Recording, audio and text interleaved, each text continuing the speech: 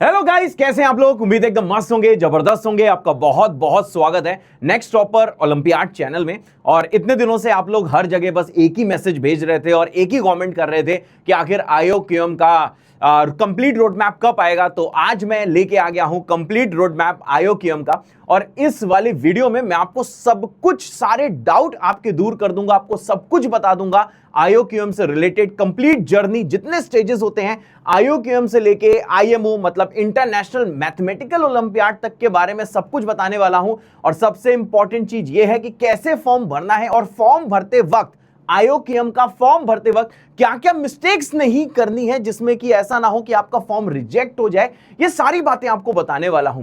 तो चलो video start करते हैं और आपके सारे डाउट्स दूर कर देते हैं। तो जो पहली चीज है बच्चों, वो ये है कि क्यों मैथमेटिकल ओलंपियाड्स देने चाहिए। मेरे पास ऐसे बहुत सारे मैसेज आए हैं, आप ही लोग के आए हैं, कि बार बार मुझसे पूछा जा रहा है। क्या पूछा जा रहा है? सर मैं बहुत एवरेज स्टूडेंट हूं, सर क्या मैं ओलंपियाड की तैयारी करूं? सर मुझसे तो हो नहीं पाएगा, सर मैं क्या करूं? सर सर सर सर ये करना चाहिए कि नहीं करना चाहिए? तो देखो, कुछ मैं पॉइंट्स में आपको क्लियर करता हूं कि आखिर हर बच्चे को मैथमेटिक्स ओलंपियाड मतलब किसी भी ओलंपियाड की तैयारी क्यों करनी चाहिए। तो देखो, चाहे आप मीडियोकर हो, चाहे आप वेरी इंटेलिजेंट हो, या मीडियोकर से भी आप नीचे अपने आप को फील करते हो। वैसे इस बात को मैं सच नहीं मानता हूं कि कोई बच्चा मीडियोकर होता है। इट ऑल डिपेंड्स कि आप कैसे पढ़ाई करते हो। अगर आप ज्यादा पढ़ाई कर रहे हो तो आप इंटेलिजेंट हो जाओगे, कम पढ़ाई कर रहे हो तो इंटेलिजेंट, कितना भी शार्प माइंड हो, आप बिल्कुल मीडियोकर से भी नीचे हो जाओगे। तो पहला रूल यह है कि आपको बहुत बढ़िया से पढ़ाई करने की आदत डालनी है, तो ऑटोमेटिकली आप धीरे धीरे धीरे धीरे देख लेना भौकाली हो जाओगे, इंटेलिजेंट हो जाओगे। तो जो पहली चीज है भाई, क्यों करना है सर ओलंपियाड की तैयारी। देख भाई, सबसे पहली चीज ये, जो ओलंपियाड में जो प्रॉब्लम्स कराते हैं, जो हम लोग क्वेश्चंस कराते हैं भाई, उसमें बहुत ही डीप प्रॉब्लम सॉल्विंग होती है। मतलब एक सवाल में काफी कंसेप्ट्स लग रहे होते हैं, और एक बार जब आपकी आदत डल जाती है मल्टीपल कंसेप्ट एक क्वेश्चन में लगाने की, तो ये ऑटोमेटिकली आपको ना एज देता है। आपके जो साथ जो बच्चे पढ़ रहे हैं, भले ही आप 8th में हो, भले ही 9th में हो, भले ही 10th में हो, भले ही 11th में हो, भले ही 12th में हो, तो जो बच्चे आपके साथ पढ़ रहे हैं ऑटोमेटिकली सिर्फ तैयारी करने से, ओलंपियाड की क्लासेस करने से, ओलंपियाड की क्लासेस को ढंग से सुनने से, चलो भले ही तुमसे खुद से सवाल नहीं हो रहे हैं, लेकिन सिर्फ सुनने मात्र से और घर जाके लेक्चर नोट्स अच्छे से रिवाइज करने से तुम्हारा कॉम्पिटिटिव एज मिलता है। और आप अपने पीयर से, जो आपके साथ में लोग पढ़ रहे हैं, उनसे आपका लेवल ऑटोमेटिकली ऊपर हो जाता है। चलो अगर मानो अभी आप क्लास 11th में नहीं पहुंचे हो, आप क्लास 8 में हो, 9th में हो, 10th में हो, जो प्रॉब्लम्स हम यहां पे भैया सिखाएंगे ना, आपकी मैथमेटिकल अप्रोच जो डेवलप होगी ना, आप देख लेना विद इन अ मंथ आप अपनी क्लास के बच्चों में आपकी सबसे स्ट्रॉन्ग मैथ्स हो जाएगी।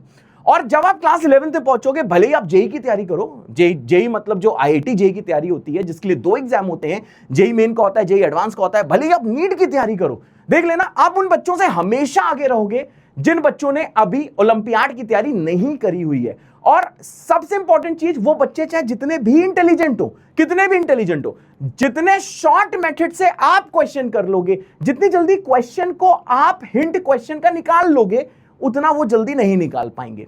तो भाई देख, तैयारी करने से आपका मैथमेटिकल रीजनिंग बहुत ज्यादा स्ट्रांग होगा, और आप स्कूल में जो पढ़ाया जा रहा है उससे भी आप थोड़ा ऊपर लेवल के हो जाओगे। ठीक है भाई। अब आता है देखो दूसरी चीज, सर जेई एडवांटेज आपको बताया ही है कि भाई साहब जो ओलंपियाड ट्रेंड स्टूडेंट होते हैं वो जेई एडवांस को डोमिनेट करते हैं। पिछले 15 साल से मैं आईआईटी जेई के लिए पढ़ा रहा हूं, तो तुम्हें बताऊं, जो बच्चे मेरी क्लासेस से सिंगल डिजिट जो रैंक्स निकली हैं, जैसे AIR 7 हो गई बेटा, बहुत अच्छी रैंक होती है, AIR 9 हो गई, AIR का मतलब होता है ऑल इंडिया रैंक, ठीक है, वो सारे बच्चे ओलंपियाड को बहुत सीरियसली पढ़े होते हैं, बहुत ही डेडिकेशन से दिए होते हैं। एंड इनफैक्ट अगर मैं AIR 500 की बात करूं, अगर भी किसी की जेई एडवांस से 500 रैंक आई है, इनफैक्ट 1200-1500 रैंक भी आई है, तो उसमें आप मेजर बच्चों को ऐसा पाओगे जिन्होंने कभी ना कभी ओलंपियाड की ट्रेनिंग ली हुई है। जैसे कि देखो, ओलंपियाड के टाइम जो बच्चे मुझसे पढ़ रहे हैं, अभी तो उसमें बेसिक मैथ चल रहा है, जो हमारा यहाँ पे जो आईओक्यूएम का बैच चल रहा है, आप उनसे पूछना, उनका बेसिक मैथ में ही इतना रिफाइनमेंट हो रहा है,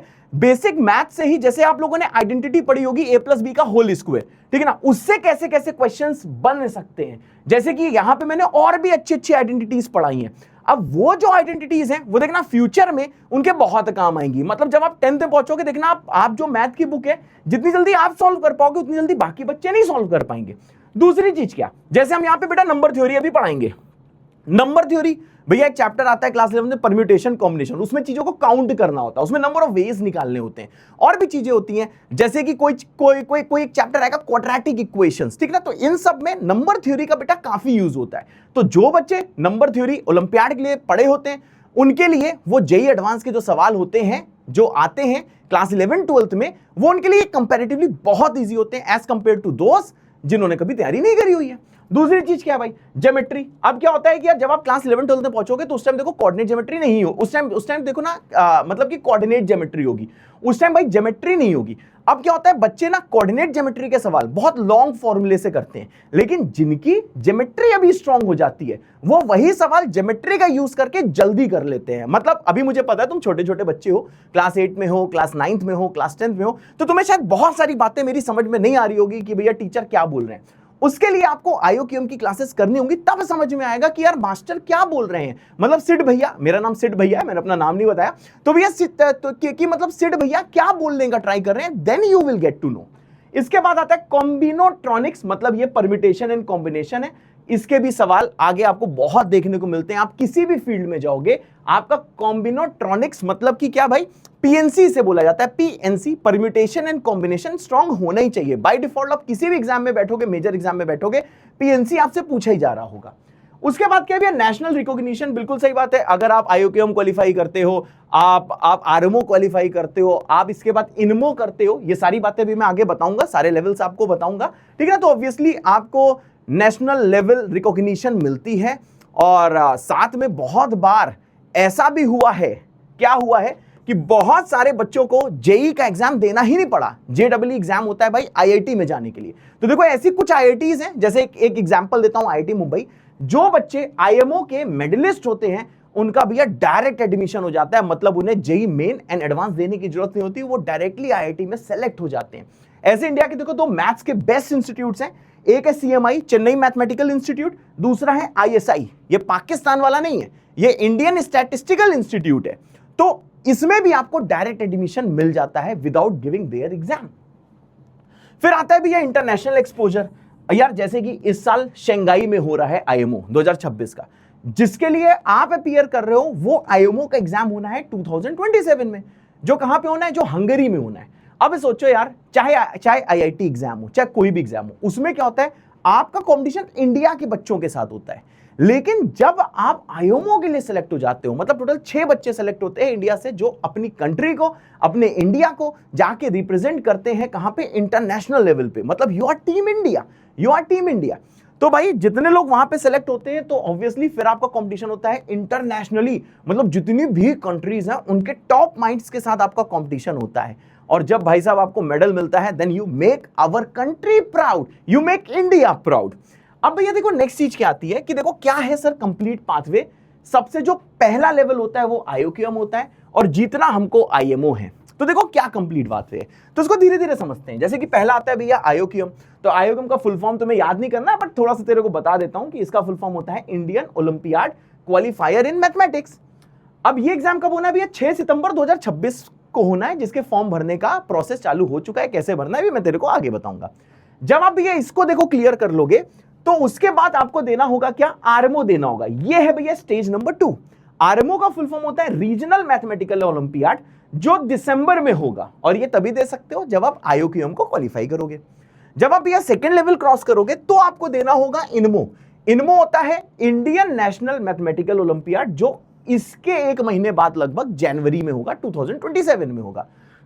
उसके बाद आता है भैया लेवल नंबर 4 आईएमओटीसी। अब देखना भाई, इनमें से लगभग 35 स्टूडेंट सेलेक्ट होते हैं आईएमओ ट्रेनिंग कैंप में, जो भैया मुंबई में होता है, जो कि होमी भाभा इंस्टीट्यूट कंडक्ट कराता है। और मई से जून में आपका ये रेसिडेंशियल प्रोग्राम होता है, वहां पे रोज आपके क्विजेज होते हैं, रोज आपके टेस्ट होते हैं। जो 35 लोग जो सेलेक्ट होते हैं, उनमें से फाइनली वहां के प्रोफेसर्स 6 लोगों को सेलेक्ट करते हैं, जो फाइनली हमारे देश को रिप्रेजेंट करते हैं इंडियन इंटरनेशनल मैथमेटिकल ओलंपियाड में, जो कि नेक्स्ट ईयर कहां होने वाला है, हंगरी वाली कंट्री में होने वाला है, और जुलाई 2027 में होने वाला है। ठीक है, लेकिन जो बच्चे 35 स्टूडेंट्स सेलेक्ट होते हैं 35 में से जो 6 स्टूडेंट सेलेक्ट होते हैं आईएमओ के लिए, इससे पहले भाई उनका एक प्री डिपार्चर कैंप लगता है, जिसका भैया फुल फॉर्म है, जिसका शॉर्ट फॉर्म है पीडीसी, और फुल फॉर्म क्या भैया, प्री डिपार्चर कैंप। एंड ये देखो बहुत ही intensive preparation camp for team India. It is like जो 6 लोग सेलेक्ट होते हैं फिर उनकी ट्रेनिंग होती है, जैसे कि जो इंडियन क्रिकेट टीम के लिए जो लोग सेलेक्ट होते हैं, जो 11 से 15 लोग जो सेलेक्ट होते हैं, उनका क्या होता है, हमारे कोच गौतम गंभीर और उनकी जो टीम होती है वो उनको ट्रेनिंग करती है बिफोर एनी सीरीज। तो वैसे ही होता है, आपको प्रेशर हैंडलिंग सिखाई जाती है कि भैया कैसे प्रेशर हैंडल करना है, कैसे क्वेश्चन सॉल्व करने हैं, कैसे कैसे क्वेश्चन आ सकते हैं, कैसी सिचुएशन वहां पे रहने वाली है। अगर कोई क्वेश्चन नहीं आ रहा है आपको और आपको लगता है वो क्वेश्चन कर सकते हो, तो उसमें आपको कैसे अप्रोच डेवलप करनी है, वो सब आपको भैया पीडीसी में सिखाया जाता है। तो देखो ये तो भैया टोटल देखो इसके 6 लेवल हो गए, पर अभी जो at this point of time जो सबसे इंपॉर्टेंट है आपके लिए वो है IOQM, कि भैया IOQM का क्या भैया इसका रोड मैप होना चाहिए, कैसे इसकी पढ़ाई करनी है, कैसे इसका फॉर्म भरना है, ये सारी चीज आपको बताता हूं बस 2 स्लाइड्स के बाद। तो देखो पहली चीज क्या है भैया, स्टेज वाइज थोड़ी सी डिटेल मैं आपको दे देता हूं। जैसे ये देखो भैया 6 की 6 स्टेज दी हुई है। पहली stage IOQM, RMO, INMO, IMO, TC, then ये इसको PDC बोलते हैं, प्री डिपार्चर। फाइनली हम लोग भैया रिप्रेजेंट करते हैं इंडिया को IMO में। तो देखो भैया कौन इसे कंडक्ट करता है, तो थोड़ा बहुत बस नॉलेज दे रहा हूं। जो IOQM कंडक्ट करता है वो MTA करता है, ये है mathematics teacher association of India. Finally जो लोग यहां से सेलेक्ट होते हैं, जो RMO एग्जाम होता है उसको Homi Bhabha centre for science education इसको करता है, होस्ट करता है इसको, ये मतलब कि कंडक्ट कराता है। फाइनली इनमो भी HBCSE कंडक्ट कराता है, IMO TC भी HBCSE कंडक्ट कराता है, प्री डिपार्चर कैंप भी भाई साहब HBCSE कंडक्ट कराता है। और फाइनली जिस कंट्री में IMO हो रहा होता है उस वाली कंट्री में फिर वो वाली कंट्री उसको होस्ट करती है। जैसे आपके लिए भैया कौन करने वाला है, हंगरी करने वाला है, ठीक है। तो भैया सेलेक्ट हो जाओगे तो हंगरी घूमने को मिल जाएगा। अब देखो क्या क्या एलिजिबिलिटी है, ये आपके लिए बेटा बहुत इंपॉर्टेंट है। अगर आप क्लास 8 से लेके 12th में हो तभी आप IOQM आप दे सकते हो, आप अपीयर कर सकते हो। पर सबसे इंपॉर्टेंट चीज क्या है, सिर्फ 11 से 12 तक होना काफी नहीं है। सबसे ज्यादा इसमें जरूरी यह है कि जो आपकी एज है, आपकी एज होनी चाहिए लेस देन और इक्वल टू 19 साल। अगर 19 साल से एक दिन भी ऊपर हो तो आपको देने को, ये IOQM देने को नहीं मिलेगा, भले ही आप क्लास 8 में पढ़ रहे हो। उसके बाद में ऑब्वियसली RMO कौन देगा, जो पिछला एग्जाम जो IOQM को क्वालिफाई करेगा। इनमो कौन देगा, जो पिछला एग्जाम जो RMO को क्वालिफाई करेगा। IMO TC में कौन जाएगा, जो भैया इनमो को क्वालिफाई करेगा। प्री डिपार्चर कैंप में कौन जाएगा, जो लोग IMO TC में सेलेक्ट होंगे, 35 में से 6 लोग सेलेक्ट होंगे। एंड इसके बाद भाई साहब प्री डिपार्चर कैंप पहुंच गए तब तो आप वो तो सिर्फ आपकी ट्रेनिंग है, उसके बाद आप IMO में अपनी कंट्री को रिप्रेजेंट कर रहे होगे। अब देखो भैया फॉर्मेट क्या होता है, तो देखो सबसे जो पहला स्टेज है जिसका नाम IOQM है, उसमें देखो टोटल भैया 30 सवाल आते हैं। टोटल पेपर 100 नंबर का होता है, 3 घंटे का टेस्ट होता है और सवाल आते हैं इंटीजर टाइप। प्रॉपर जो इसका पैटर्न है, कैसे कैसे सेक्शंस होते हैं, ये भी मैं आगे की स्लाइड्स में आपको बताने वाला हूं, ठीक है भाई। अब देखो भैया इसके बाद क्या है कि RMO में कैसे आता है, टोटल देखो 6 प्रूफ बेस्ड प्रॉब्लम्स आते हैं। 6 सवाल होते हैं, वो प्रूफ बेस्ड होते हैं जिसमें आपको चीजें प्रूफ करनी होती हैं। और भाई हर सवाल ना 17 मार्क्स का होता है, हर क्वेश्चन 17 नंबर का होता है, मतलब 17 × 6 कितना होता है, 102 होता है, ठीक है। सोच लिए थे कि नहीं सोच लिए थे, ठीक है। अगर सोच लिए थे तो नीचे आप कमेंट कर सकते हो, सोच विद अ दिल, समझ रहे, SOCH, सोच विद अ दिल, तो मैं समझ जाऊंगा, ठीक है भैया, तुरंत बच्चों ने मल्टीप्लाई कर लिया था। तो देखो 6 प्रूफ बेस्ड प्रॉब्लम है जो आपको 3 घंटे में करनी होती है। 17 नंबर की एक प्रॉब्लम होती है, मतलब टोटल 102 नंबर का पेपर होता है। उसके बाद में जो लोग इनमो देते हैं भैया, फिर से देखो 6 प्रूफ बेस्ड प्रॉब्लम आ रही, लेकिन अब क्या देखो टाइम बढ़ चुका है, आपको 4 घंटे में देना होता है। अगेन 17 नंबर का एक सवाल होता है, टोटल 102 नंबर का पेपर होता है। उसके बाद ये जो IMO TC है, ये तो भैया रेसिडेंशियल कैंप है, उसमें तो आप जो रोज जो वहां टेस्ट दे रहे होगे सेलेक्ट होने के बाद, तो 35 में से 6 लोग वहां के जो आपका वहां पे जो परफॉर्मेंस होगा उसके बेसिस पे आप सेलेक्ट होगे। उसके बाद में ये जो प्री डिपार्चर कैंप है, इसमें भैया बहुत भाई इंटेंसिव प्रिपरेशन होगी, साथ में यहाँ मॉक टेस्ट होंगे जो ऑलरेडी आपको बता चुका हूं। और फाइनली देखो भाई जो IMO है, जो IMO होगा, जो फाइनल जो आपका स्टेज है, इंटरनेशनल मैथमेटिकल ओलंपियाड का जो स्टेज है, उसमें भाई साहब समझ रहा हूं, आपको सिर्फ मिलेंगी देखो 6 प्रॉब्लम। 6 प्रॉब्लम आपको 2 दिन में करनी होंगी, मतलब 2 दिन कंप्लीटली नहीं बैठना है। रोज 6.5 घंटे का भैया आपको 4.5 घंटे 4.5 आवर्स आपको बैठना होगा और 2 दिन ऐसा होगा। एंड देन 6 प्रॉब्लम भैया सॉल्व करनी होंगी। जो सबसे ज्यादा नंबर लाएगा वो भाई साहब IMO जीत जाएगा, उसको gold medal, bronze medal, silver medal वगैरह कुछ मिल जाएगा। अब देखो कितने कितने लोग सेलेक्ट होते हैं। इंडिया में टोटल लगभग 30 से 32 रीजन्स हैं, समझ रहा भाई। तो हर रीजन में से अप्रोक्सीमेट 300 से 400 लोग सेलेक्ट होते हैं IOQM। मतलब लगभग अगर बताऊं तो इसका डेटा है 10 से 12,000 लोग IOQM को क्वालिफाई करके नेक्स्ट स्टेज की तरफ बढ़ते हैं, और लगभग हर साल 1 लाख बच्चे इसके लिए अपीयर करते हैं। मतलब 1 लाख में से आपको लगभग मतलब कि 10 से 12,000 बच्चे इनको सेलेक्ट करने होते हैं। उसके बाद में क्या होता है, उसके बाद में आर्मो का जब टेस्ट लोग देते हैं तो उसमें से पर रीजन लगभग 30 से 35 बच्चे सेलेक्ट होते हैं जो आगे इनमो में अपीयर करेंगे। उसके बाद में क्या है कि भैया इनमो एग्जाम जब होता है तो कैंप के लिए लगभग 50 से 60 स्टूडेंट होते हैं। मैंने 35 बोल दिया था, मतलब अप्रोक्सीमेट 50 से 60 स्टूडेंट मान के चलो जो कि उस कैंप में जाते हैं। और फिर जो इंटरनल टेस्ट होते हैं, रोज जो क्विजेस होते हैं, जिसका परफॉर्मेंस बेटर होता है, 6 स्टूडेंट टीम इंडिया के सिलेक्ट हो जाते हैं। प्री डिपार्चर कैंप में वही 6 लोग जाते हैं, और फाइनली जो वहां पे भैया फर्स्ट आता है उसे गोल्ड मिलता है, सेकंड वाले को सिल्वर मिलता है, थर्ड वाले को भैया ब्रॉन्ज मिलता है। और ये टाइमिंग है, IOQM होता है सितंबर में, आर्मो होता है दिसंबर में, ऑलरेडी बता चुका हूं, ये तो सारी चीज आपको बता चुका हूं। जनवरी में क्या होता है, इनमो होता है। मई से जून में पूरा आपका कैंप लगता है। जून से जुलाई में आपका प्री डिपार्चर कैंप होता है, और फाइनली जुलाई में क्या होता है भैया, आपको हंगरी जाना होगा नेक्स्ट ईयर, और हंगरी में अपने देश को रिप्रेजेंट करना होगा। मेरे ख्याल से मोटी मोटी चीज आपको पता लग गई। इन सब में सबसे इंपॉर्टेंट चीज ये है बस आपके लिए देखो 2 चीज इंपॉर्टेंट है कि क्लास 8 से 12th का बच्चा होना चाहिए, दूसरा भी उसकी एज 19 साल या उससे कम होनी चाहिए, और थर्ड क्या है भाई साहब, इसका इंटीजर टाइप सवाल आएगा, 30 क्वेश्चन आएंगे, 100 नंबर का होगा, और 3 घंटे का टेस्ट होगा।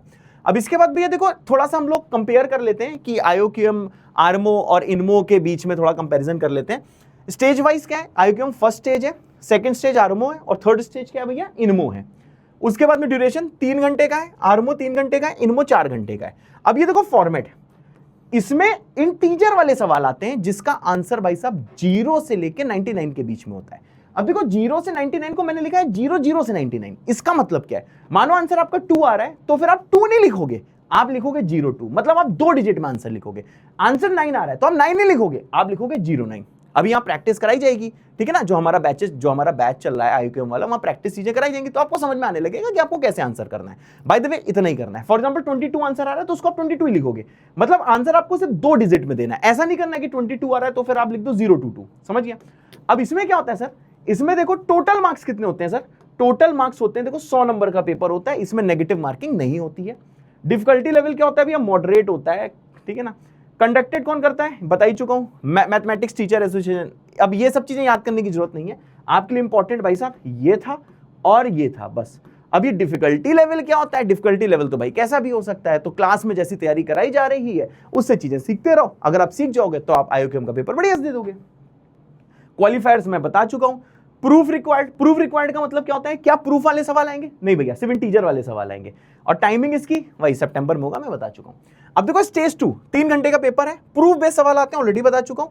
102 नंबर का पेपर होता है, ऑलरेडी बता चुका हूं। 17 नंबर का एक सवाल होता है, हाई प्रूफ रिक्वायर होता है। इसको कौन कंडक्ट कराता है, वही रीजनल कोऑर्डिनेटर्स और साथ में HBCSE, ठीक है ना, HBCSE जो बताया होमी बाबा है, ठीक है ना, तो होमी बाबा इंस्टीट्यूट कराता है। और सेलेक्ट कितने होते हैं बता चुका हूं। इसमें देखो फुल प्रूफ्स आते हैं, दिसंबर में कंडक्ट होता है, आपको बता चुका हूं। सेम जो इनमो है 4 घंटे का पेपर है, स्टेज 3 है, प्रूफ वाले सवाल आते हैं, 102 नंबर का टोटल पेपर होता है। बहुत ही हाई लेवल की भैया डिफिकल्टी होती है इसमें, इनमो में बहुत हाई लेवल की डिफिकल्टी होती है। HBCSE कराता है, कितने लोग सेलेक्ट होते हैं, प्रूफ वाले सवाल आते हैं, ये सारी चीज मैं आपको बता चुका हूं। अब देखो नेक्स्ट आपको बताता हूं कि इस वाले कैंप में क्या होता है। जैसे कि आपने अगर मानो स्टेज 1 क्लियर कर दिया IOQM का, फिर स्टेज 2 भी क्लियर कर दिया, उसके बाद में आपने स्टेज 3 इनमो भी क्लियर कर दिया, तो आपको देखो भैया कैंप के लिए सिलेक्ट किया जाता है। अब देखो कैंप के बारे में थोड़ा सा ग्लिम्स दे देता हूं, वैसे अभी से देना सही बात नहीं है, लेकिन थोड़ा सा ग्लिम्स मैं आपको दे देता हूं कि भैया कैंप में क्या होता है, कहां पे कैंप लगता है, ठीक है, कैसे पेपर होते हैं, ये सारी चीज मैं आपको बताता हूं।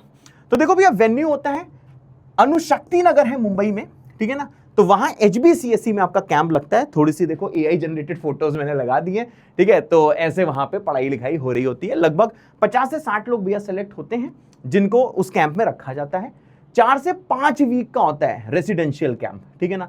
जो टॉप इनमो परफॉर्मर्स होते हैं, जो स्टेज 3 था, उसमें से लगभग मैंने 35 लिखा है, पर तुम 50 से 60 मान के चलो लोग यहाँ के लिए सिलेक्ट हो जाते हैं।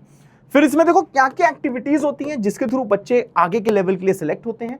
प्रॉब्लम सॉल्विंग सेशंस होते हैं, ऑब्वियसली आप प्रॉब्लम सॉल्व करोगे ही। लेक्चर्स भी मिलते हैं, यस, वहां के जो प्रोफेसर्स हैं वो आपको बढ़िया बढ़िया मैथ्स के लेक्चर भी देते हैं जो पूरा फोकस्ड होते हैं इंटरनेशनल मैथमेटिकल ओलंपियाड पे। उसके बाद में भैया मॉक टेस्ट होते हैं, ठीक है, और इंडिविजुअली भी वहां देखो कोचिंग होती है, समझ लो, मतलब इंडिविजुअल आपको अटेंशन मिलेगी, जितने बच्चे आएंगे उनको इंडिविजुअल पूरा मिलेगी अटेंशन, जिसमें कि आप में से बेस्ट 6 लोग वो लोग सेलेक्ट कर पाए। तो भाई समझ रहा है, तो वहां पे बहुत ही इंटेंसिव पढ़ाई होने वाली है, बहुत ही भौकाल तरीके से पढ़ाई होने वाली है। अब देखो फाइनल सिलेक्शन बता ही चुका हूं, 6 लोग सेलेक्ट होते हैं। अब भैया देखो जो इसके बाद क्या होता है कि ऐसा नहीं होता है कि आप 6 लोगों को अकेले जाना है, 2 टीम लीडर्स भाई साहब आपको वहां पे अकंपनी करते हैं, जो यूजुअली बड़े लोग होते हैं, जो आपका ख्याल रखते हैं, आपके एक तरीके से वो कोचेस होते हैं, तो वो आपके साथ जाते हैं, जो आपके साथ हंगरी में जाएंगे, राइट। अब IMTC कैंप में जब 6 लोग सिलेक्ट हो गए, फिर भाई साहब क्या होता है, वही PDC लगता है, प्री डिपार्चर कैंप लगता है, वहां पे और ज्यादा ट्रेनिंग होती है, और ज्यादा पढ़ाई होती है, लगभग 4 से 5 वीक की। एंड देन उसके बाद में भैया आप सब जाते हो इंटरनेशनल मैथमेटिकल ओलंपियाड, जो आपके केस में कहां पे होने वाला है, जो होने वाला है हंगरी में 2027 में। इस साल शंघाई में हो रहा है, पर ठीक है, इस साल वाले बच्चे सेलेक्ट हो चुके हैं, ठीक है। अब बताइए सर जी, और जी अब इसके बारे में थोड़ा सा बता देता हूं कि IMO में क्या है भाई। It is the world oldest and most prestigious mathematics competition for pre university students. तो ऑब्वियसली प्री यूनिवर्सिटी मतलब क्या है, अभी आप यूनिवर्सिटी में पढ़ने थोड़ी ना हो, अभी आप स्कूल में पढ़ रहे हो, तो फिर प्री यूनिवर्सिटी मतलब जो स्कूल वाले बच्चे हैं उनका भैया बहुत ही प्रेस्टिजियस एग्जामिनेशन है। इसको क्वालिफाई कर लेते हो तो वर्ल्ड में भाई बहुत ज्यादा इज्जत मिलती है, समझ रहा हो। उसके बाद मतलब इज्जत के साथ में, समझ रहा है, ऐसा नहीं कि इससे भी इज्जत मिल जाएगी, अरे वाह ये है वो है, आपका करियर भाई बहुत स्ट्रांग हो जाता है, बहुत अच्छे लेवल का करियर हो जाता है, लाइफ में जो चाहो वो कर सकते हो। उसके बाद वेन कब होता है, जुलाई में होता है, डिफरेंट होस्ट कंट्री बता ही चुका हूं, फॉर्मेट बता चुका हूं, 6 प्रॉब्लम्स मिलती हैं 2 दिन में, जो कि पर डे 4.5 घंटे आपको मिलते हैं, और 7 नंबर पर प्रॉब्लम होता है। ये चीज मैंने नहीं बताई थी, अब बता दे रहा हूं, टोटल 42 मार्क्स का होता है। अब ये टीम कैसी होती है, हर कंट्री 6 स्टूडेंट भेजती है, प्लस 2 टीम लीडर भेजती है, बता चुका हूं। टोटल 110 कंट्रीज पार्टिसिपेट करती हैं, मतलब अप्रोक्सीमेट 110 कंट्रीज भाई पार्टिसिपेट करती हैं। देख रहे हो कितना बड़ा कंपटीशन है। अब अवार्ड्स क्या मिलते हैं, obviously gold medal, silver, bronze, और साथ में ऑनरेबल मेंशन भी होता है, मतलब सर्टिफिकेट्स वगैरह मिलते हैं कि भैया ये भाई साहब आए थे। अगर मानो तुम्हें अगर मानो इन केस ऐसा तो ना हो, मानो अगर नहीं मिला gold medal, silver medal, bronze medal, तो भैया आपका बहुत ज्यादा ऑनरेबल मेंशन होगा, आपको सर्टिफिकेट मिलेगा, मतलब वहां तक पहुंचना ही बहुत इज्जत की बात है, बहुत इज्जत मिलेगी, समझ रहे हो। उसके बाद ये इंडिया के बारे में थोड़ा बता देता हूं कि इंडिया के आपके सीनियर्स ने कैसा किया हुआ है। इंडिया में 1989 से हम लोग पार्टिसिपेट कर रहे हैं, और हमारा इंडिया, ये बहुत प्राउड की बात है, कंसिस्टेंट टॉप 20 परफॉर्मर में से है। 2024 में हमारी रैंक 4th आई थी, इसलिए तालियां भाई, नीचे कमेंट में आप तालियां दिखा सकते हो, ठीक है ना। सो हमारी रैंक 4 आई थी, और सारे 6 स्टूडेंट को मेडल मिला था, जितने 6 स्टूडेंट गए थे सबको भैया मेडल मिला था। अब अगर इंडिया का पूरा परफॉर्मेंस देखा जाए 1989 से 2024 तक का, भैया 16 गोल्ड आ चुके हैं, 86 सिल्वर आ चुके हैं, 79 ब्रॉन्ज आ चुके हैं, मतलब ये बहुत बड़ा अकम्पलिशमेंट है। तो तालियां भाई साहब अपने इंडिया के लिए, हमारे भारतवर्ष के लिए। अब देखो इसके बाद क्या है यार, इतनी चीजें आपको बता दी। अब एग्जाम पैटर्न थोड़ा सा और बता देता हूं कि आप जो 6 सितंबर को जो IOQM का एग्जाम देने वाले हो, उसमें देखो टोटल 30 सवाल आएंगे, मैक्सिमम 100 नंबर का पेपर होगा, 3 घंटे का टाइम होगा, आंसर 0 से 99 देना है, ये आपको बता चुका हूं, ठीक है ना। अब देख लो भैया, ये भी बता चुका हूं, एंटर अ 2 डिजिट इंटीजर, 00 से 99 ओनली, नो MCQs, इंटीजर होता है, कोई भी मल्टीपल चॉइस क्वेश्चन नहीं होते, ऑप्शन नहीं मिलते हैं, कैलकुलेटर अलाउड नहीं होता है, ये नहीं कैलकुलेटर लेके चले जाओ, नेगेटिव मार्किंग नहीं होती है, ठीक है। Each answer is either fully correct और 0, इसका मतलब समझ गए, मतलब अगर आपने कोई आंसर लिखा है, सही किया होगा तो नंबर मिल जाएंगे, गलत किया है तो 0 नंबर मिलेंगे, नेगेटिव मार्किंग नहीं होगी, पार्शियल मार्किंग भी नहीं होगी। Strategy, attempt easy question first, ये मेरी तरफ से स्ट्रेटजी, सही बात है, इजी क्वेश्चन पहले करो, skip difficult ones and return later to manage time, बिल्कुल सही बात है। ये तो ऑब्वियस चीज है कि पेपर में जो आता है उसको पहले कर लो, जल्दी जल्दी कर लो, उसमें ज्यादा टाइम वेस्ट ना करो, और जो बहुत टफ लग रहा है उसको बात के लिए छोड़ दो, ठीक है, एकदम सिंपल सी चीज है। अब आता है मार्किंग स्कीम। अब देखो भैया मार्किंग स्कीम क्या है IOQM की, अब हम सिर्फ बात करेंगे ओनली IOQM की, ठीक है। 3 सेक्शन होते हैं। पहला सेक्शन क्या है भाई, सेक्शन नंबर 1 क्या है, 10 सवाल होंगे, सेक्शन 1 में देखो 10 सवाल होंगे, हर क्वेश्चन देखो भैया 2 नंबर का होगा, हर क्वेश्चन देखो 2 नंबर का होगा सेक्शन 1 में, मतलब 20 नंबर का ये सेक्शन है, ये थोड़ा इजी लेवल का होगा, ऑब्वियसली अगर 2 नंबर का ही सवाल है थोड़ा सा ही इजी लेवल का होगा। फिर आता है भैया सेक्शन नंबर 2, 11 से 20, 10 सवाल इसमें होंगे, जिसमें हर सवाल देखो भैया 3 नंबर का होगा, मतलब सेक्शन टोटल देख 30 मार्क्स का है। इसमें क्या होगा भाई, इसमें मतलब कि मॉडरेट लेवल के होंगे, ज्योमेट्री का सवाल होगा, सीक्वेंसेस होंगे, सीक्वेंस सीरीज होती है APGP HP टाइप की, जो मैं अभी आपको पढ़ाऊंगा आगे IOQM वाले बैच में, ठीक है ना। हाँ, इंपॉर्टेंट क्या है कि इंपॉर्टेंट ये है कि थोड़ा सा ये मॉडरेट डिफिकल्टी वाला पेपर है, ठीक है ना, डिविजिबिलिटी वाले होते हैं, requires 9th 10th olympiad preparation, मतलब ये फिक्स नहीं है, पर समझ लो कि 9-10th लेवल का आपको आना चाहिए, इसके लिए आपको 8-9th लेवल का आना चाहिए, मतलब this is not fully correct but हाँ majorly it is correct. And then उसके बाद में क्या होता है भैया, 21 से 30 देखो 5 नंबर ईच के होंगे, टोटल देख 50 नंबर का होगा, और ये काफी हाई डिफिकल्टी का, ऑब्वियसली अगर 5 नंबर का एक कोई सवाल है तो ये मान के चलो कि हर मतलब ये थोड़ा सा डिफिकल्ट सेक्शन होगा ही। अब देखो इसके आगे क्या आता है, हाँ यहाँ पे लिखा हुआ, हाँ सेक्शन 1 20, सेक्शन 2 30 नंबर का, सेक्शन 3 50 नंबर का, 100 marks total, no negative marking throughout, बिल्कुल सही बात है। अब देख लो भैया टॉपिक वाइज डिस्ट्रीब्यूशन देख लो कि लगभग कैसा पेपर आता है, लगभग है, this is not exactly accurate but लगभग कैसा पेपर आता है। नंबर थ्योरी 25 से 30% होता है, ज्योमेट्री 20 से 25% होता है, कॉम्बिनेट्रॉनिक्स इसका मतलब क्या होता है, इसका मतलब ये परम्यूटेशन कॉम्बिनेशन, ये सब अभी भी आपको पढ़ा जाएगा। अलजेब्रा भी एक तरह से हमारा चल रहा है बैच के अंदर, तो देखो 25 से 30% होता है। No calculus is required, calculus में ज्यादा दिमाग लगाने की जरूरत नहीं है, कैलकुलस रिक्वायर्ड नहीं है एट एनी स्टेज, मतलब कोई भी स्टेज, 6 के 6 स्टेज में कैलकुलस की रिक्वायरमेंट नहीं है। Focus entirely on discrete and elementary mathematics, ऐसी की तैसी सिंपल चीज है, जो मैं यहाँ पे मेंशन कर रहा हूं और जो मैं क्लास में पढ़ाने वाला हूं सिलेबस वही है, समझ रहे हैं, उससे ज्यादा नहीं है, मतलब कैलकुलस आपको नहीं पढ़ना है। अब इसके आगे क्या आता है भाई, अब देखो भैया कैसा सैंपल आयोक्यम पेपर होता है, ठीक है ना, एक बार जरा इसको हटाइएगा, मैं बच्चों को कुछ समझाना चाह रहा हूं। हाँ अब देखिए भैया क्या है, आपका सैंपल पेपर ऐसा होगा, बहुत ध्यान से देखिएगा, सैंपल पेपर ऐसा होगा। अब अगर सैंपल पेपर ऐसा है तो इस सैंपल पेपर में मानिए आपका किसी क्वेश्चन का आंसर आ रहा है 47, तो ध्यान देना कुछ देखो ऐसा टाइप का आपको दिखाई देगा। अब यहां पे 0 से लेकर 9 तक की डिजिट होगी, तो जहां पे 4 दिख रहा है वहां पे बिल्कुल आपको अच्छे से एकदम मार्क कर देना है, ठीक है ना, बिल्कुल अच्छे से मार्क कर देना है। और दूसरे में 0 से 9 की जो डिजिट दी है वहां पे आपको देखो भैया 7 पे मार्क कर देना है। मतलब बोलना क्या चाहते हो, बोलना मैं ये चाहता हूं कि भाई देखो सबसे पहले आपको बॉल पेन लेके जाना है, ब्लैक या ब्लू, जेल पेन लेके मत चले जाना, पेंसिल लेके मत चले जाना, किससे मार्क करना है, बॉल पेन से।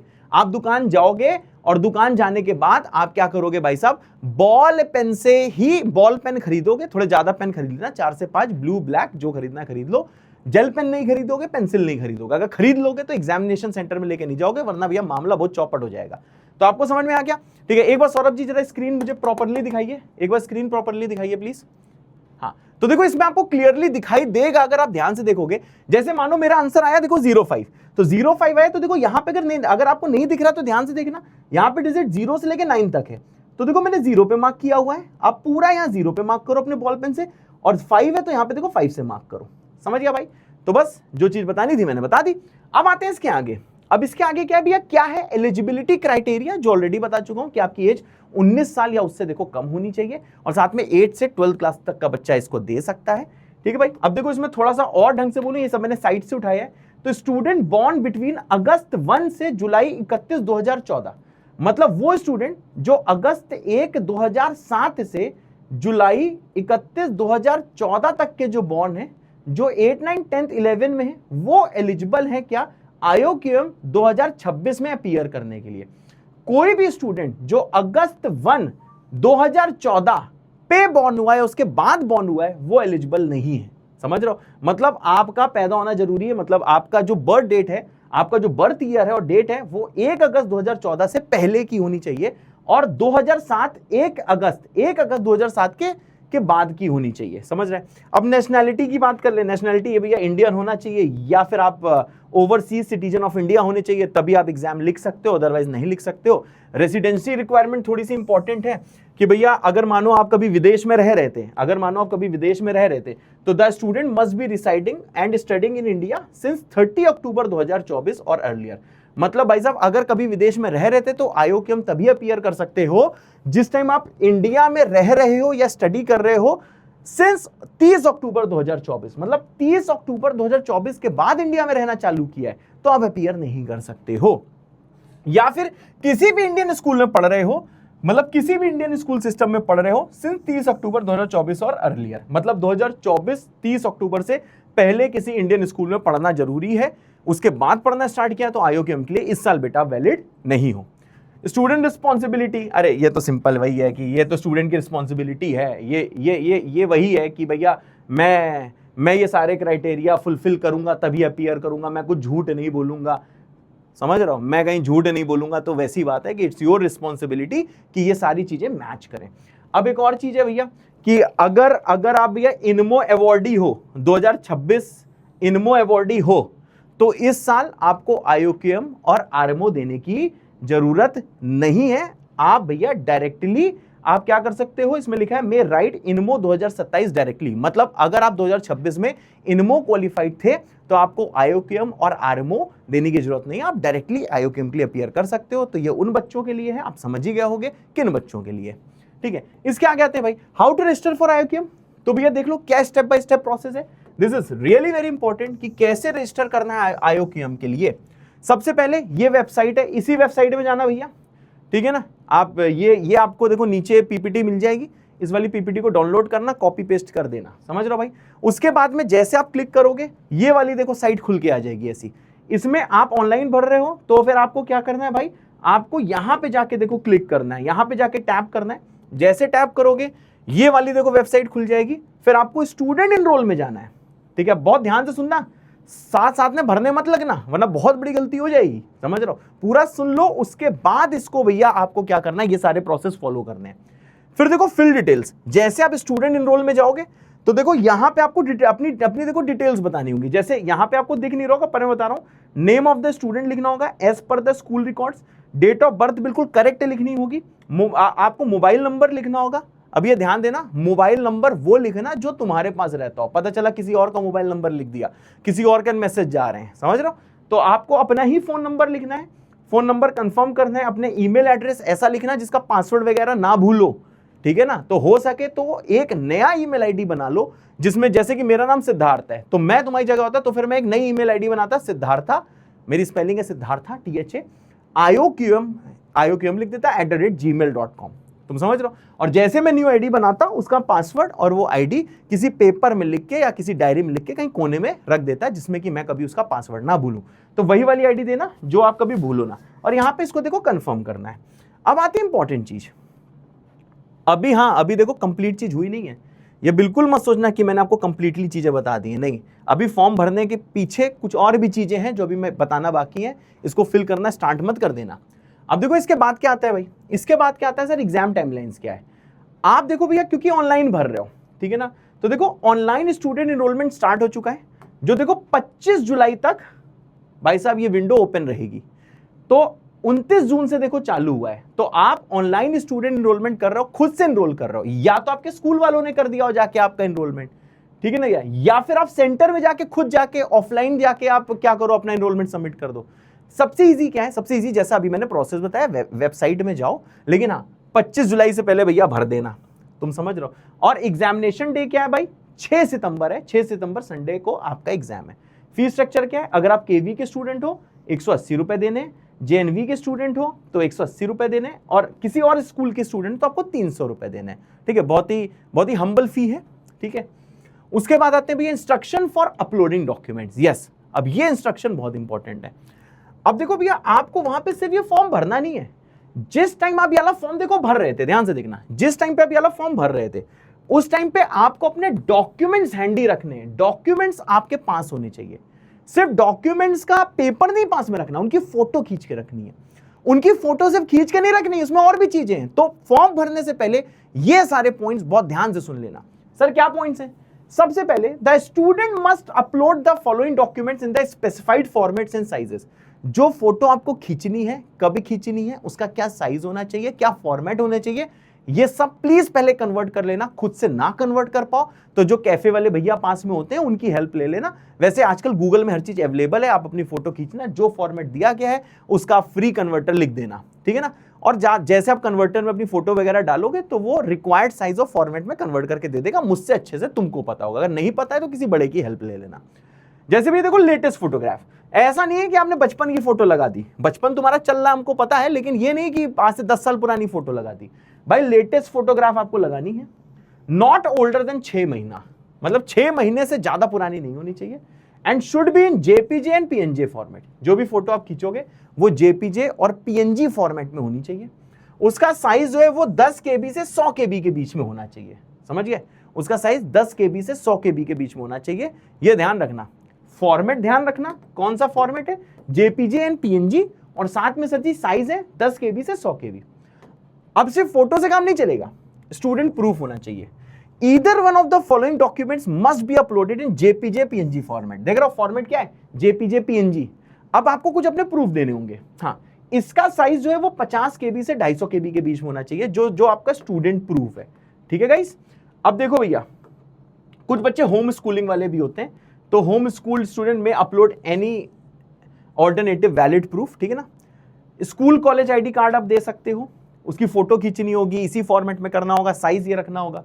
Latest school fee receipt with the official school stamp, जो आप स्कूल में जो आप फीस जमा करते हो, ठीक है, उसकी जो रिसीट होती है, मानिए आपकी स्कूल की फीस 15,000 रुपए महीना है, मानो 1500 रुपए महीना है, तो जब आप फीस देते हो तो उसकी रिसीट मिलती है, उस रिसीट में स्कूल का स्टैंप जरूर होना चाहिए।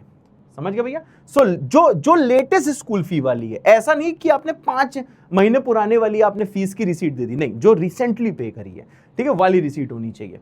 Last year report card with the official school stamp, और आप लास्ट ईयर का जो रिपोर्ट कार्ड है फाइनल एग्जामिनेशन का, ठीक है ना, तो वो भी आप सबमिट कर सकते हो, लेकिन ऑफिशियल स्कूल का स्टैंप होना बहुत जरूरी है। तो इनमें से भाई साहब कुछ भी आप कर सकते हो।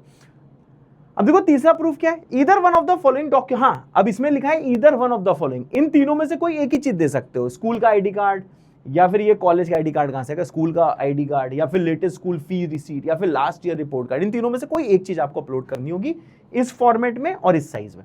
अब भैया डेट ऑफ बर्थ का भी प्रूफ देना है, ठीक है ना। डेट ऑफ बर्थ का देखो प्रूफ क्या है, अगेन नीचे जो ऑप्शन बताने वाला हूं इनमें से कोई एक ही सबमिट करना है, ठीक है भाई। फिर से जेपीजे पीएनजी फॉर्मेट में करना है। हाँ, इसमें ये लिखा नहीं हुआ है कि साइज क्या होना चाहिए, पर 50 से 250 केबी ही समझो। आधार कार्ड है तो भैया आधार कार्ड आप दे दो, ड्राइविंग लाइसेंस तो नहीं बना होगा, हो तो दे देना, बर्थ सर्टिफिकेट हो तो दे देना, पासपोर्ट हो तो पासपोर्ट दे देना। तो भैया समझ रहे हो, तो इनमें से कोई भी एक आप दे सकते हो, लेकिन हाँ, date of birth must be clearly visible. हाँ, अब ऐसा ना हो कि तुमने डॉक्यूमेंट तो दे दिया पर उसमें डेट ऑफ बर्थ दिखाई नहीं दे रही है, तब भाई साहब कोई फायदा नहीं है, डेट ऑफ बर्थ एकदम क्लियरली विजिबल होनी चाहिए, ठीक है भाई। अब देखो सर जी क्या इंपॉर्टेंट है, क्या इंपॉर्टेंट है, the entire application process must be completed in one session. समझ रहे हो, ये जो मैं शुरू से बोल रहा था, ये जो एंटायर एप्लीकेशन प्रोसेस है, ये एक बार में आपको कंप्लीट करना है। जैसे कि आप यहां पे देख रहे हो कि ये जो हम लोगों ने फॉर्म बेटा हमने रजिस्टर करना स्टार्ट किया था, ये रजिस्टर करने से पहले डॉक्यूमेंट्स आपके पास होने चाहिए, इसी साइज में होने चाहिए। तुम समझ रहे हो, इसी देख साइज में होनी चाहिए, इसी साइज में होने चाहिए। एंड देन उसके बाद में क्या है, उसके बाद में भाई साहब जब आप ये सारी डिटेल्स फिल कर रहे होगे, उसी टाइम आपको ये डॉक्यूमेंट अपलोड करने हैं। Please ensure all documents are ready for upload before starting the form. समझ गए भाई, ये फॉर्म भरने से पहले सारे के सारे डॉक्यूमेंट तुम्हारे पास होने चाहिए इस फॉर्मेट में और इस भैया साइज में, ठीक है। अब आता है भैया qualifying trends and cut off. थोड़ा सा आपको मैं बता देता हूं कि भैया कैसे लोग IOQM से क्वालिफाई करके RMO में पहुंचते हैं, थोड़ा सा आइडिया दे देता हूं। ये देखो भैया, पिछले साल जनरल के कुछ कट ऑफ्स हैं, 2020-21 में 35 से 38 था, 2021-22 में 40 से 45 था, 2022 से 23 में इतना था, 23 से 24 में 38 से 44 था, मतलब 38 से 44 था, इस टाइप से था। डिफिकल्टी लेवल ये कुछ फिक्स नहीं है, लेकिन फिर से एक आइडिया दे देता हूँ, ये थोड़ा सा मॉडरेट था, फिर मॉडरेट डिफिकल्ट था, फिर मॉडरेट था, मॉडरेट था, मॉडरेट डिफिकल्ट। तो ये ज़्यादा इंपॉर्टेंट नहीं है, पर ओवरऑल मैं आपको बता रहा हूँ, जैसा हम यहाँ पे बैचेस में पढ़ा रहे हैं उसको बहुत सिंसियरली फॉलो करना है, ठीक है ना, उसी लेवल का आएगा, ठीक है। एंड देन इसके बाद में क्या भैया, हाउ क्वालिफिकेशन वर्क्स। तो देखो each reason and state has a Kota of IOQM क्वालिफायर्स, ठीक है भैया। मतलब ऐसा होता है कि हर रीजन में या फिर हर स्टेट में क्या होता है भैया, कोटा होता है फॉर मतलब कि IOQM के लिए। देखो कोटा का मतलब क्या है, जो MTA है, जो मैथमेटिक्स टीचर एसोसिएशन है, it announces regional cut offs after each exam. इसका मतलब क्या है, इसका मतलब यह है कि हर स्टेट का कट ऑफ भैया डिफरेंट होता है। फॉर एग्जाम्पल यूपी में X नंबर पे एक बच्चा सिलेक्ट हो गया, तो फिर महाराष्ट्र में वो क्या पता है X पे सिलेक्ट ना हो रहा हो, Y नंबर पे सिलेक्ट हो रहा हो। तो यहां पे देखो रीजनल कट ऑफ देखो वर्क करते हैं, समझ रहे हो। And students above the cut off qualify for INMO। तो सिंपल सी चीज है भैया, तो जो स्टूडेंट्स हैं जो जिनके नंबर कट ऑफ से ऊपर आए होते हैं वो RMO के लिए भाई साहब क्वालिफाई कर जाते हैं। गलत लिखा है, INMO लिखा है, क्योंकि INMO तो स्टेज नंबर 3 है। एंड देन उसके बाद की इनसाइट्स क्या है भैया, जैसा मैंने बताया, cut off varies by region. Maharashtra cut off differs from UP Bihar. एक मैंने एग्जांपल दे दिया कि यूपी बिहार का मानो कट ऑफ अलग है, महाराष्ट्र का अलग होगा, तमिलनाडु का अलग होगा, ठीक है भैया। देन सेक्शन 3 भैया सबसे इंपॉर्टेंट, याद है सेक्शन 3 क्या था, 5 मार्क का एक सवाल था। तो ये जो 5 मार्क के जो सवाल है ऑब्वियसली ये बहुत टफ है। अगर भैया इवन 2 से 3 सवाल भी आपने करेक्ट कर लिए तो क्या पता आप कट ऑफ के ऊपर चले जाओ, क्योंकि भैया उसके देखो उसकी मार्किंग ज्यादा है। फॉर एग्जाम्पल आप सेक्शन 3 में हो, आपने 2 सवाल कर लिए, आपको 10 नंबर मिल गए। अब वही 10 नंबर पाने के लिए सेक्शन 1 में आपको 5 सवाल करने होंगे, ठीक है। वैसे तो इजी होंगे, वो जल्दी हो जाएंगे अगर आपको आते होंगे, लेकिन हाँ फिर भी एक मैं आपको आइडिया दे रहा हूं कि अगर सेक्शन सी अच्छे से करते हो तो अगर आपको आता है, ठीक है, थोड़े से टफ जरूर होंगे, लेकिन अगर आता है तो टफ इजी बन जाता है, राइट, और नहीं आता है तो फिर इजी टफ बन जाता है। तो अगर सेक्शन सी में क्या पता आपको आता हो तो आपको 5 नंबर वहां पे इजीली मिल सकते हैं। Section 1 and 2 must be near perfect score for top rankers. Section 1 and 2 जिसमें 2 नंबर के सवाल थे सेक्शन 1 और 3 नंबर के सवाल थे सेक्शन 2 में, तो भैया वहां पे नियर परफेक्ट स्कोर होना चाहिए। जो भी टॉप रैंकर्स होते हैं IOQM के, उनका भाई साहब समझ रहे हो, उनका लगभग फुल स्कोर आता है उस वाले सेक्शन में, समझ रहे हो। तो भैया सेक्शन 1 और 2 तो फुल आना चाहिए। ये मैं आपको बता ही चुका हूं, 300 से 400 अप्रोक्सीमेट स्टूडेंट पर रीजन पर स्टेट लगभग सेलेक्ट होते हैं फॉर आरएमओ। ये इनमो नहीं है, ये क्या RMO. And INMO cut off to IMOTC रफली टॉप 50-60। ये भी आपको बता चुका हूं कि इनमो में जो बच्चे जो सेलेक्ट होते हैं इनमो से कैंप के लिए लगभग 50 से 60 लोग सेलेक्ट होते हैं, ठीक है। तो ये थोड़ा डिस्क्लेमर मैंने दे दिया, ये एग्जैक्ट नहीं है, बस आपको मैंने एक आइडिया दे दिया है, क्योंकि रीजनल कट ऑफ सब देखो वेरी करते हैं, एक मैंने बस आइडिया दे दिया है, तो थोड़ा सा बस दिमाग में इसको रखना।